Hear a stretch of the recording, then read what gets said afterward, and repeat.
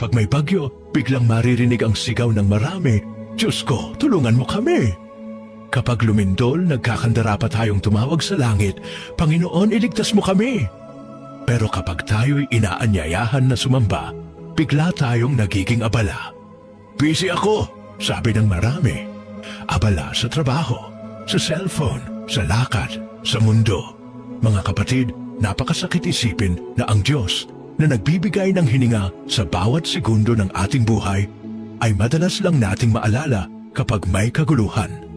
Kapag tahimik at maayos ang lahat, nakakalimutan natin siya. Para bang hindi siya ang dahilan kung bakit tayo ligtas, may kinakain at nakakatulog ng payapa gabi-gabi. Isipin niyo ito, may 168 na oras sa isang linggo at isang oras lang ang hinihingi ng Diyos para sa pagsamba, pasasalamat at pakikinig ng kanyang salita. Pero kahit yung isang oras na iyon, hindi natin maibigay. Hindi dahil wala tayong oras, kundi dahil hindi natin siya inuunang. Mga kapatid, dumadating ang mga bagyo, lindol at sakuna, hindi lang para takutin tayo, kundi para gisingin tayo. Ipaalala na ang Diyos ay totoo at nais niya tayong lumapit sa Kanya bago pa man dumating ang panahon ng kagipitan. Huwag nating hintayin na ang kalangitan na mismo ang umiyak bago tayo magdasal.